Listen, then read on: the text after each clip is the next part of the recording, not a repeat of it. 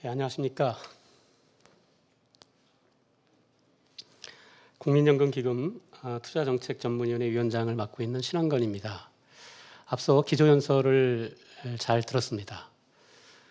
제가 발표할 내용은 방금 소개받은 것처럼 국내 책임투자의 역사라고 할 수 있는 이제 국민연금의 책임투자의 히스토리를 말씀드릴 건데요.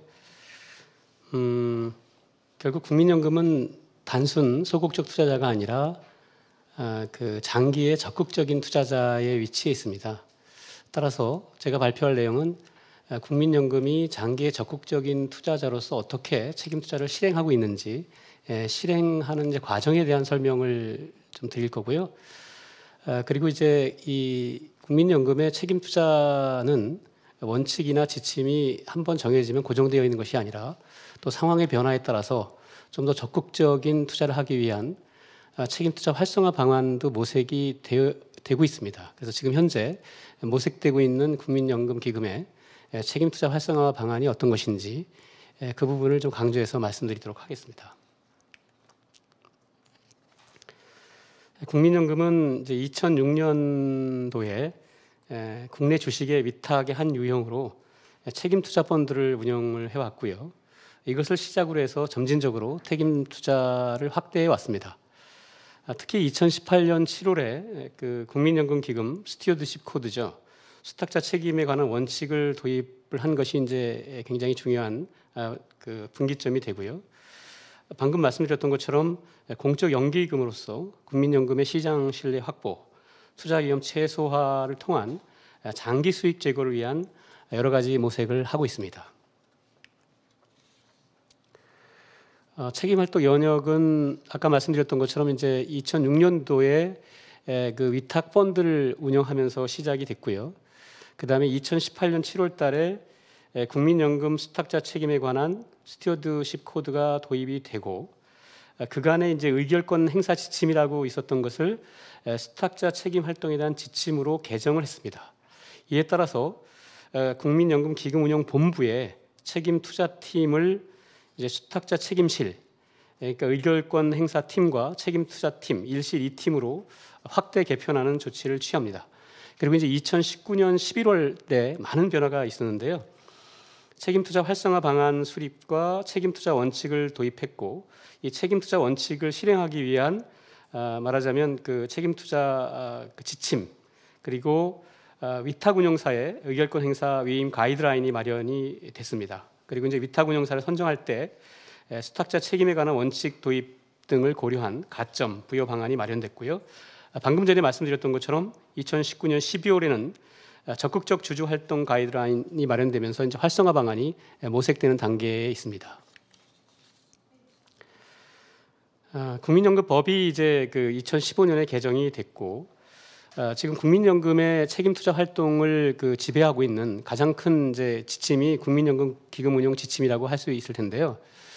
이 부분을 잠시 보면 이 책임투자를 반영하기 전까지는 국민연금의 기금운용 원칙이 이제 그 수익성, 안전성, 뭐 그 다음에 공공성, 유동성 그리고 이제 독립성의 원칙 5가지로 되어 있었습니다만 이런 그 수탁자 책임 원칙을 도입을 하면서 지속 가능성의 원칙을 받아들입니다. 그 내용을 잠시 보면 투자 자산의 지속 가능성 제고를 위하여, 그러니까 국민연금이 투자하고 있는 투자 대상 자산의 지속 가능성 제고를 위해서 환경, 사회, 지배 구조 등의 요소를 고려하여 신의 성실한 수탁자 책임을 다한다, 이런 겁니다. 저도 이제 다시 한번 강조하고 싶은 것은 국민연금은 장기 투자자로서 투자 가능 투자 대상 기업들, 저희 투자 대상 기업들의 지속 가능성을 함께 고민하는, 말하자면 그 이 적극적인 주주로서 인터랙션, 그래서 그 이 소통의 한 파트너가 되기를 바라는 스탠스에서 모든 지침의 개정이라든지 활동이 진행되고 있다라고 하는 것을 거듭 강조드립니다. 수탁자 책임 활동의 추진 근거가 여러 가지가 있습니다만 그 책임 투자 원칙이 이제 9개인데요. 그 부분을 잠깐 짚어보겠습니다. 책임 투자 원칙은 이 장기 안정적인 수익 증대가 목적입니다. 이건 앞에 기조연설에서도 우리가 봤던 것처럼 어떤 그 착한 기업이라든지 이런 쪽으로 모호한 개념이 아니라 우리는 장기 안정적인 수익 증대를 목적으로 하고 있다는 것을 분명히 천명하고 있고요. 그리고 수탁자 책임 활동에 관한 지침이 이제 행동 지침으로서 정해지고, 물론 그 위에도 수정이 되겠습니다만 지침에 따라서 이행한다는 원칙을 두고 있습니다. 그리고 주식, 채권, 자산군에 대해서 우선 시행하고, 대체 투자들은 이제 그 상황에 따라서 적절한 시점에 투자할 것을 계획 세우고 있습니다. 원칙 네 번째는 환경, 사회, 지배 구조 등 비재무적 요소를 의무적으로 고려해서 투자한다는 점이고요. 방금 전에 말씀드렸던 것처럼 국민연금이 투자하는 투자 대상 기업에 대한 적극적인 주주 활동을 통해서 이행합니다. 그리고 위탁 운영사 선정 평가 시에 책임 투자 요소를 고려하고, 그리고 이제 저희도 책임 투자와 관련된 것들을 공시하지만 투자 대상 기업의 어떤 정보의 공개, 이것들을 함께 고려합니다. 그래서 환경, 사회, 지배 구조 등의 공시 개선을 유도하는 이러한 이제 원칙 하에서 진행이 되고요. 그 다음에 이제 국민연금의 수탁자 책임 활동에 관한 지침은 여러 가지 내용이 있습니다만, 그 3편 주주권 행사를 보면 의결권 행사로서 추진이 되면서 투 트랙으로 진행이 됩니다. 중점 관리 사안에 대해서 그 이제 긴 기간을 통해서 우리가 그 수탁자 책임 활동이 진행되는 것과, 소위 컨트로버셜 이슈로 예상하지 못한 우려에 대해서 패스트 트랙으로 진행이 되는, 크게는 두 가지 트랙으로 수탁자 책임 활동이 진행된다고 말씀드릴 수가 있습니다. 국민연금의 수탁자 책임 활동에 이제 그를 위해서 만든 제도 중에 하나가 이제 수탁자 책임 전문위원회입니다. 수탁자 책임 전문이 수책이라고도 하는데요. 최고 의결 규규인 기금운용위원회를 보조하고, 그리고 이제 그 국민연금의 자산운용의 실행 주체인 기금운용본부가 진행하고 있는, 기금운용본부는 이제 그 수탁자 책임 활동의 실행 주체인데 그 활동을 이제 모니터링하고 검토하고 또 필요할 경우에 의결권을 행사하는 운영으로서 상당히 중요한 조직이 이제 수책이라고 볼 수가 있습니다. 수책위는 국민연금의 책임 투자와 보유 상장 주식에 대한 주주권 행사 등에 관한 사항을 검토하거나 결정하고, 또 그 결과를 국민연금 기금운용에 보고하는 그런 역할을 담당하고 있습니다. 그래서 이 수책위는 전문성, 작년 2월부터 이제 상근전문위원 제도를 도입을 하고, 상근전문위원은 민간 전문가의 지원을 통해서 전문성을 보좌받습니다.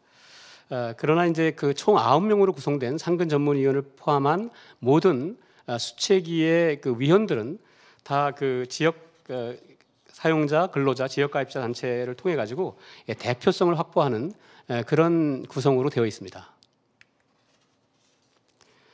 그림으로 그 국민연금의 책임 투자, 즉 ESG 기반 투자를 잠깐 보시면요, 그 화면 오른쪽에 이제 그 ESG 투자는 전략상으로 여러 가지가 추진될 수 있습니다만, 지금 현재 국민연금은 소위 ESG 인테그레이션, 직접 운영을 하고 있습니다. 직접 운영은 패시브나 액티브 운영을 할 때 신규 종목의 편입을 검토하고 그 ESG 등급을 이제 자체 모델을 통해서 진행을 하는데, 그때 이제 C나 D의 하위 등급의 경우에 벤치마크 대비 비중 초과 시 검토 의견 작성, 초과 제안 등의 형식으로 진행되는 것이 이제 ESG 인테그레이션이라고 볼 수가 있습니다. 그리고 이제 아까 말씀드렸던 것처럼 적극적 주주 활동은 투 트랙, 중점 관리 사안에 대한 주주 활동과 예상하지 못한 우려에 대한 주주 활동으로 구성이 되는데요. 왼쪽의 표를 보시면 이를 위해서 국민연금은 연 2회에 걸쳐서 ESG 평가를 시행하고 있습니다. 그리고 이제 그 패스트 트랙으로 진행이 되는 것과 관련돼서는 중대성 평가의 심각성, 재발 가능성, 자산 노출도를 고려해서 또한 이제 이벤트성과 관련된 부분을 모니터링하고 반영을 하고 있습니다. 조금 더 구체적으로 말씀을 드리면, 중점 관리 사안의 경우에는 맨 오른쪽의 성격을 보시면 이게 중장기적으로 구조적 대화 개선이 필요한 사항에 대해서 행사합니다. 물론 다시 앞부분에 보시면 중점 관리 사안은 지금 현재 5가지, 대표적으로 배당 정책이라든지 임원 보수 한도라든지, 그다음에 사익 편취와 관련된 법령상 위반, 그다음에 지속적으로 반대 의견을 행사했으나 개선이 없는 사항, 그리고 이제 ESG 평가 결과가 2등급으로 하락했을 때의 사안들, 이것들을 정해놓고 이제 중장기적 구조적 대화를 모색하는 것이 있고요. 아까 말씀드렸던 것처럼 예상하지 못한 우려라고 하는 것은 패스트 트랙으로 단기적이고 치명적인 사건에 대해서 행사합니다. 그림으로 보면 이제 그 강조하고 싶은 내용이 국민연금의 이런 그 적극적 주주권 행사가 바로 직접적으로 뭐 주주 제한이라든지 이런 쪽으로 행사하는 것이 아니고 저희가 선정이 사안이 발생을 하게 되면 중증관리 사안의 경우에는요 비공개 대화를 통해서 시도하고 미개선이 되면 비공개 중점관리 기업, 다시 미개선이 되면 공개 중점관리 기업으로, 그리고 나서 더 개선이 안 됐다 하고 하면 소위 경영 참여에 해당하지 않는 적극적인 주주 제한 등으로 이루어지는 것이고요. 지금까지 진행이 됐을 때에 보면 이런 중간 단계에서 그러한 이제 중점 관리와 관련된 것이 해소가 돼서 다시 이제 처음으로 돌아가는 이런 것들로 진행이 되기 때문에 국민연금이 이 적극적인 주주 활동이 그 상장 기업에 대한 어떤 부당한 간섭이나 오히려 불확실성을 제한하는 그런 쪽으로 작동하지는 않는다라고 하는 점을 다시 한번 강조드리고 싶습니다. 그다음에 이제 예상하지 못한 우려는 연중 수시로 진행이 되는 것이죠. 그래서 이벤트성으로 준택성 평가 과정을 거쳐서 선정을 하고 1년 동안 지켜본 다음에 개선이 되면 그것으로 끝나고 이제 미개선이 되면 적극적 주주 활동으로 넘어가는 이런 과정을 진행합니다. 그리고 이제 중대성 평가와 관련해 가지고는 또한 우리가 정해진 트랙에 따라서 철저한 체제 하에서 이루어지고 그리고 이제 그 이 개선 여부를 판단하는 그런 과정이 또한 진행이 됩니다. 다음으로는 이제 국민연금의 의결권 행사인데요. 짤막하게 말씀드리면 사실 이제 지난 3월달의 경우에도 엄청나게 바쁜 시즌을 보낸 것은 이 의결권 행사와 관련해 가지고는 주총 공시가 이루어지면 국민연금 기금운용본부 수탁자 책임실에서 의안 분석이 이루어지고 준법 감시를 거쳐서 원칙에 따른 이제 실행 조치가 기금본부이기 때문에 기금본부 내 투자위원회 의결을 거치게 됩니다. 그러나 거기서 이제 판단하기가 어려운 사항이라든지 혹은 이제 수책위의 위원분들이 포섭한 것이라든지 위원장이 포섭한 것은 수탁자 책임 전문위원회에서 결정이 되고 결정이 되면 수탁은행에 통보하고 결과가 공시되는 그러한 그 과정으로 진행이 됩니다. 그 이제 수책위에서 결정하는 것에 대해서 조금 부연 설명을 드리면 거기 그 첫 번째 꺽쇠 부분에 보면 기금이 판단하기 곤란하여서 위원회에 요청하거나 또 수책위의 재적위원 3분의 1 이상이 주주 가치에 미친 영향이 크다라고 했을 때에 의결권 행사 방향을 결정하게 됩니다. 그리고 이제 위탁 운용사와 관련해 가지고도 저희가 위탁 운용하는 것에 대해서는 작년 3월에 의결권을 위탁 운용사에 위임하도록 결정하는 안이 진행이 돼서 상당 부분은 위탁 운용사에서 의결권을 진행하는 방식으로 진행이 됩니다. 대부분의 국민연금의 그 의사결정 그 의결권 행사의 내용은 주주총회 개최가 끝나고 나면 14일 이내에 국민연금 홈페이지에 공지가 되고 있습니다. 다만 국민연금 기금이 보유한 지분율 10% 이상, 보유비중 1% 이상인 기업의 경우에는 사전에 주총 전에 행사 방향을 주주총회 개최 전에 공개할 수 있게 돼서 2019년 기준으로 말씀드리면 103건의 주주총회에 대한 사안이 사전 공개된 바 있습니다. 2019년 기준으로 말씀드리면 의결권 행사와 관련돼 가지고 총 3,278건의 의결권을 행사했는데요. 이 중에서 이제 그 반대, 그 이사회에서 결정해서 올린 안건 중에서 반대한 것은 약 19%, 625건에 해당이 됩니다. 그리고 이 반대 의결권 행사한 것 중에서 2019년 기준 내용별로 보면 이사 선임이 한 40%가 되고요. 그다음에 정관 변경 이슈가 또 한 40% 정도. 그리고 나머지가 이제 40%가 보수 한도 승인이고 한 15% 정도가 정관 변경. 이렇게 내용이 구성이 되어 있습니다. 다음으로는 국민연금기금의 ESG와 관련돼 가지고 말씀을 드리면 국민연금기금은 ESG 모델을 자체 평가 모델을 가지고 있습니다.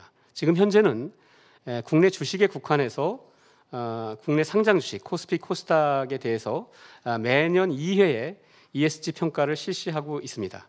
그래서 ESG 평가 지침의 평가 체계에서는 ESG의 13개 이슈에 대해서 52개 평가 지표를 통해서 ESG 점수와 등급을 산출하고 있는데 이것은 이제 계속해서 지속적으로 개선 보완이 진행되고 있다는 말씀을 드립니다.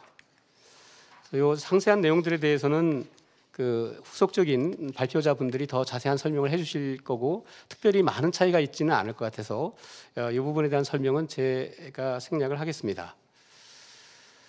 다음으로는 이제 제가 이번 발표에서도 조금 강조해서 말씀드리고 싶은 내용인데요. 현재 국민연금의 책임 투자 활성화 방안입니다. 일부는 이제 그 활성화 방안을 계획하면서 일부는 이제 완성된 것이 있고요. 나머지는 현재 진행 중인 내용입니다. 크게 세 가지 채널로 구성이 되는데 첫째는 책임 투자 대상 자산군 확대와 전략 수립입니다. 지금 현재 진행되는 책임 투자는 국내 주식에만 한정이 되어 있습니다. 근데 올해 이제 연구를 통해서 이제 컨설팅 받은 내용을 바탕으로 해서 이제 국내 채권으로 책임 투자가 확대가 되고요. 그리고 뒤이어서 이제 해외 쪽의 주식과 채권으로 확대될 예정이다라고 하는 점을 말씀드리고 아까 발표에서 잠시 말씀드렸던 것처럼 대체 투자는 연금법상 적용 가능성 및 구조적인 특수성 등을 고려해서 추후 검토하는 것으로 예정이 되어 있습니다. 그리고 위탁 운영의 책임 투자 내실화의 경우에는 맨 먼저 시작됐던 이제 위탁 펀드, 책임 투자형 위탁 펀드가 지속적으로 보다 직접적으로 연계될 수 있는 벤치마크 지수를 개발해서 적용을 하고 있습니다.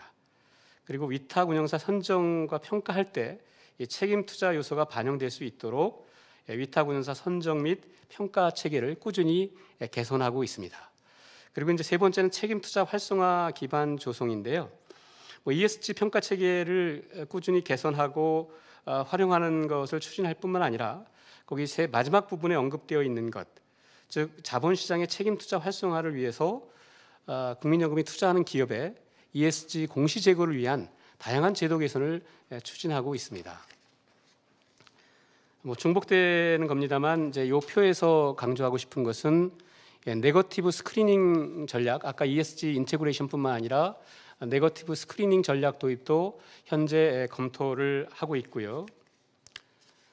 그리고 책임 투자 활성화 기반 조성으로는 거기 이제 큰 2번에 괄호 2번에 거래 기관, 이거는 이제 위탁 운영사가 아니라 증권회사든지 거래 기관 평가할 때도 비재무적 요인을 포함한 그런 것들을 반영해서 조금 더 적극적인 ESG 요소가 공시되도록 하는 그런 것으로 진행을 하고 있습니다. 뒤에 있는 여러 가지 내용들은 앞부분과 좀 중복적인 이슈들이 돼서 혹시 시간이 있으시면 참고해서 살펴보시면 좋을 것 같고요. 제 발표는 이것으로 마치도록 하겠습니다. 경청해 주셔서 감사합니다. 금희신 위원장님의 발표에서는 최근 많은 상장 기업들이 관심을 가지고 있는 국민연금의 주주권 행사를 비롯하여 국민연금의 ESG 평가 기준, 특히 향후 ESG 관련 위탁운용사 선정이나 책임투자 활성화 방안에 관한 사항도 포함되어 있어서 웨비나를 시청하시는 많은 분들께 도움이 되었을 것으로 보입니다. 국민연금의 ESG 투자에 관한 상세한 발표 다시 한번 감사드립니다.